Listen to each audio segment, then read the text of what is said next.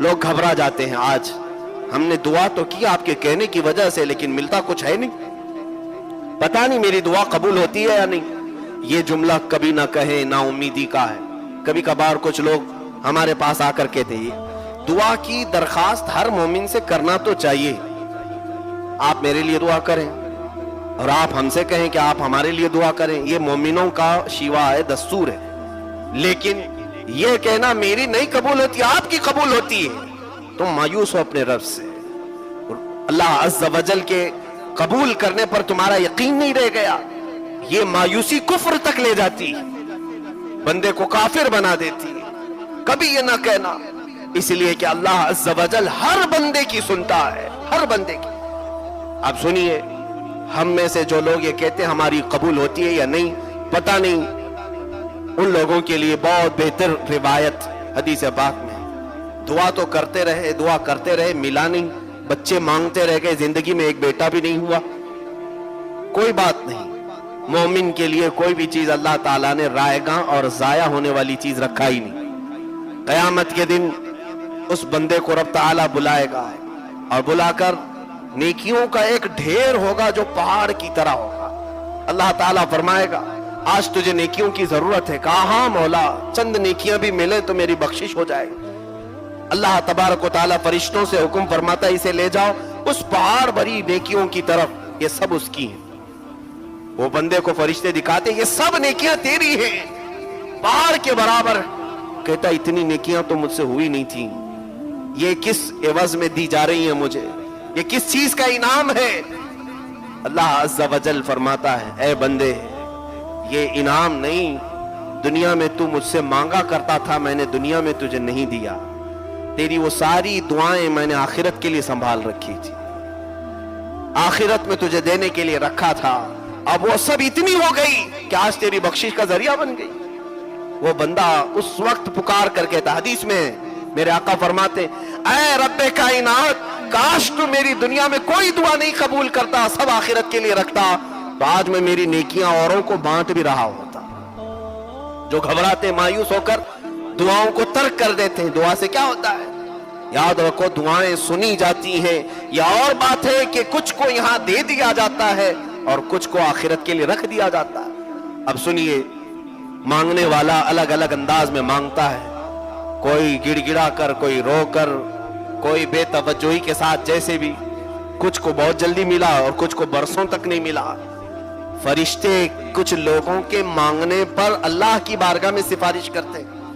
ہم جب دعا کرتے ہیں یہ مت سمجھنا کہ ہماری دعاؤں کی قبولیت کے لیے کوئی اور وسیلہ ملتا ہے کہ نہیں ملتا, بلکہ وہ ملائکہ جو ہماری دعاؤں کو اللہ تک پہنچاتے ہیں وہ سفارش کرتے ہیں اے رب وہ بندہ کب سے رو رہا ہے, کب سے تجھ سے مانگ رہا ہے, اسے تو عطا کر دے.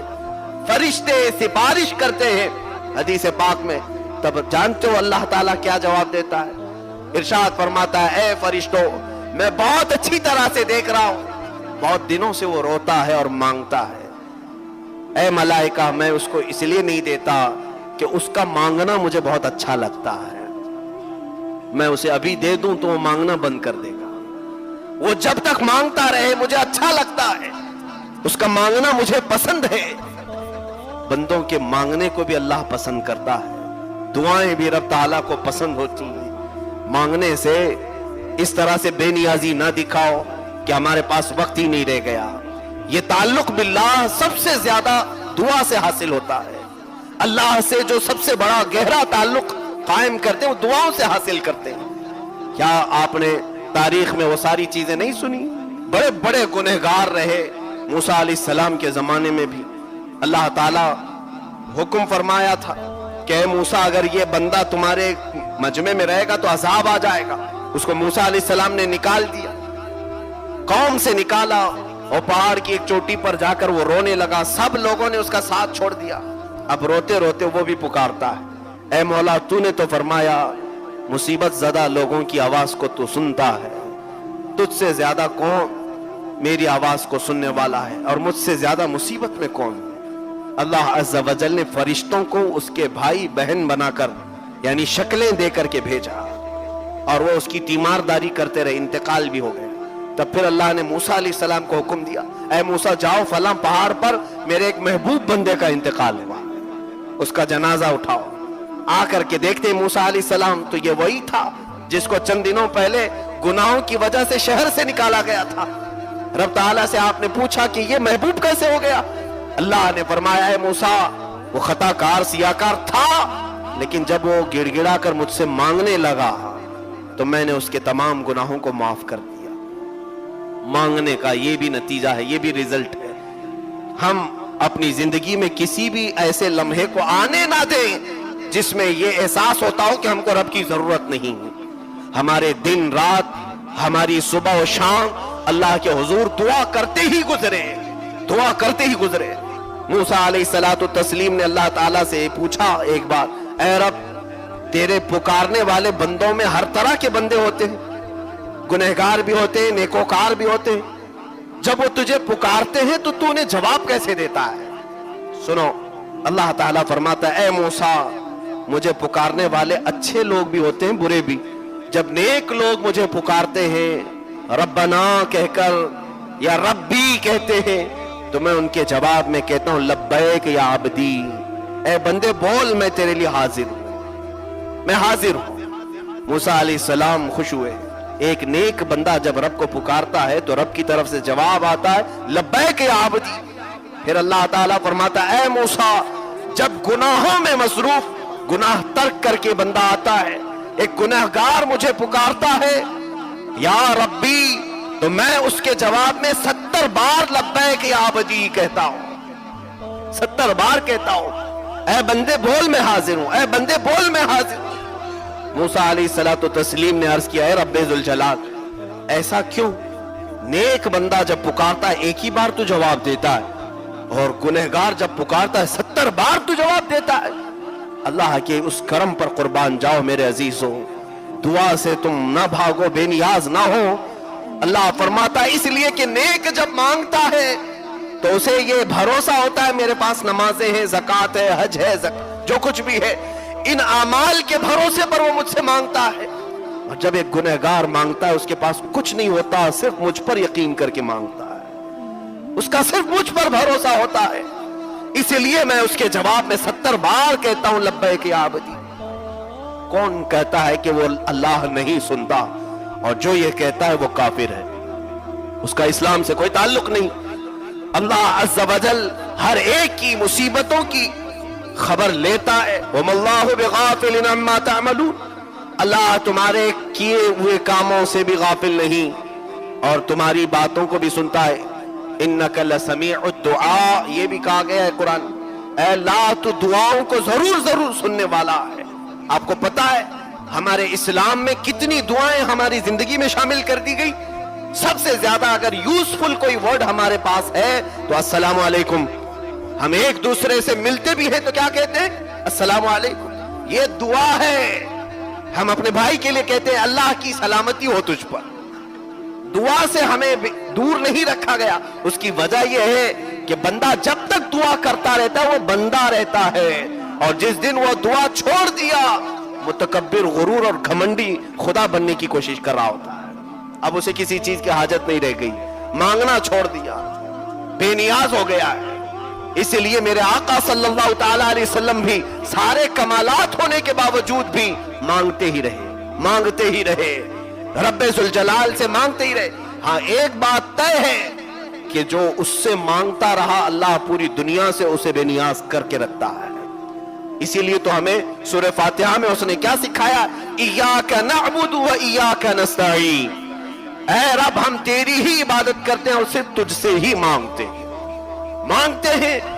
और दुआ जो बंदा कसरत से रब्बे जुल जलाल के हुजूर करता है उसकी पोजीशन अल्लाह ऐसी बनाता है कि उसका हाथ फिर किसी के सामने नहीं फैलने देता। यह और बात है कि पूरी कायनात उससे भीख मांगती है लेकिन वो किसी से नहीं मांगता। औलिया कामिलीन की जिंदगी यही तो नमूना है। सरकार गरीब नवाज रदी अल्लाह ताला अन्हु का आस्ताना, लाखों का मजमा आज भी मांगने के लिए पहुंचता है। उसकी वजह यह है कि वो ख्वाजा हिंद अपनी पूरी जिंदगी रब से मांगते रहे।